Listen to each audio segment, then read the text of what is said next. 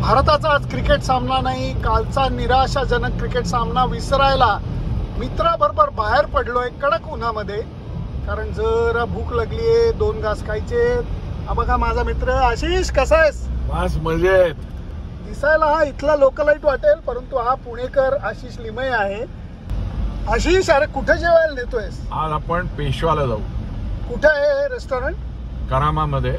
हा, काय खासियत? छान महाराष्ट्रीयन जेवण। क्या बात आहे, क्या बात आहे। कोकणी आणि महाराष्ट्रीयन जेवण। अरे क्या बात आहे। त्यामुळे आता हे दुबईचा वेगळ्या भागात भटकंती आणि जरा वेगळं जेवण, हे मज्जा। घरी आता काम चालू ना करा।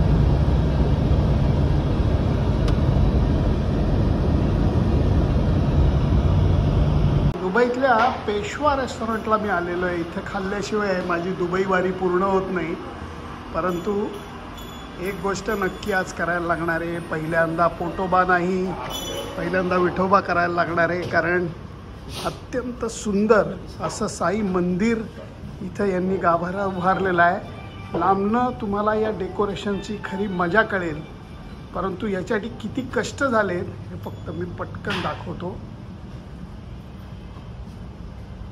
812 तास मेहनत करून हे खरोखर बनवण्यात आलेलं आहे, आणि हे सगळे पांडुरंग गावडे, चेतन सावंत आणि या सगळ्यांनी खूप मेहनत करून हे केलेलं आहे। त्यामुळे इथे आज बाप्पांची आरती करायची।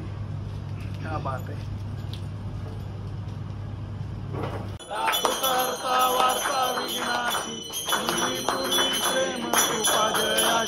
सर्वांगी सुंदर दूराची फळाची, जय देव जय मंगलमूर्ती, मात्रे मन कामना पूर्ती, जय देव गौरी कुमरा चंद्रनाची योगी कुंकुकेश्वरा मंगल मूर्ती मोरया। आनंद सद्गुरु साईनाथ महाराज की जय।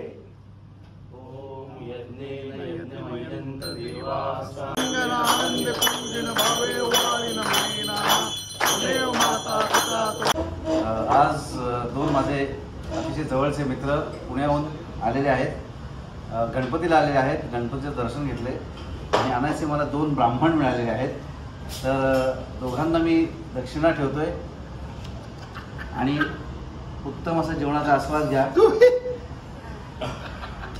तुम्हाला सांगतो, खूप जणांना अशी शंका असते की मी परदेशात आल्यानंतर माझ्या खाण्याचे आभाळ होते का? खरंच आभाळ होते। तुम्ही फक्त या थाळीवरती इकडे या नजर टाका फक्त, की भरली वांगीपासनं हरभऱ्याची उसळ, पिठलं आणि त्याच्याबरोबर माझ्यासाठी मोदक सुद्धा आहे। त्यामुळे माझे हाल होतात खाण्याच्या बाबतीत, फक्त अन्न मिळालेली नाही, असं जेवण मिळाल्याने आणि असे मित्र असल्याने। क्या बात आहे यार। त्यामुळे वदनी कवाला घेता घ्या, सुरू करा। थँक्यू।